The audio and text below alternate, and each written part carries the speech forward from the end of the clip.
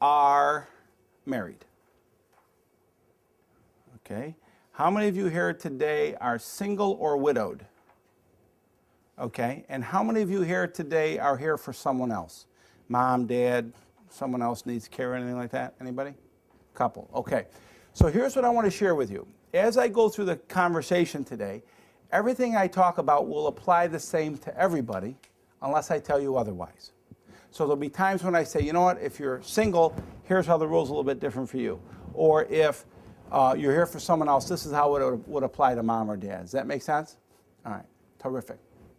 So what are the 7 threats? I think the first thing that's important for you to appreciate about the 7 threats is, why is it 7 and not 11 or 3 or 8?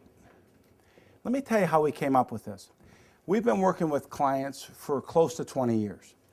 And when we looked at the thousands of clients that we have served, instead of thinking about it from the lawyer perspective, we went at it and said, what is it in the end that clients ultimately wanted us to help them accomplish?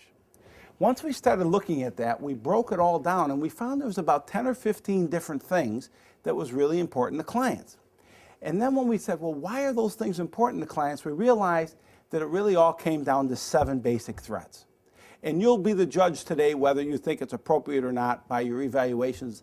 That'll let us know. But if you're anything like people before you, I think you'll be very pleased with the appropriateness of the conversation because it's based on the perspective of the client, not the lawyers. So the first threat, the greatest threat to your family that we have found is losing control or access to your stuff, right? Your assets. Now, do you all agree that none of us would probably like that? All right, a lot of smiles. We all want to make sure we stay in control. Then why is it on the other side of this wall, there's people every day that walk in that have lost control? That's what we're going to share with you today, why that happens. And it always happens when?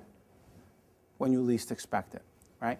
So one of the things we always say is when you want to find that out, now or when you need it and it's not available. So that's why I really want to acknowledge you all for coming, so you're able to be aware of these things so that they never become pain to you or your family.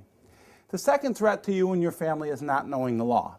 Now, this is the part I'm going to walk very gently on because how much are you really supposed to know anyway?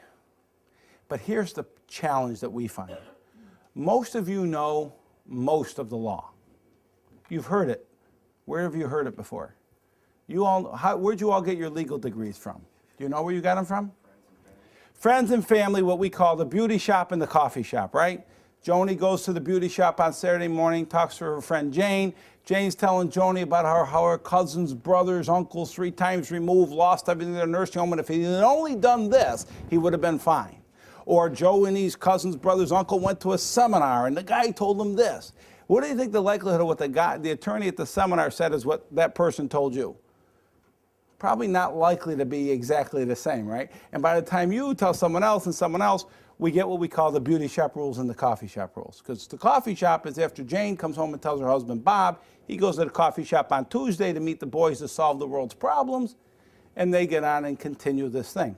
So here's what we find. Most people know most of the law. What we're going to show you is it's not what you do know that the problem is, it's what you don't know. And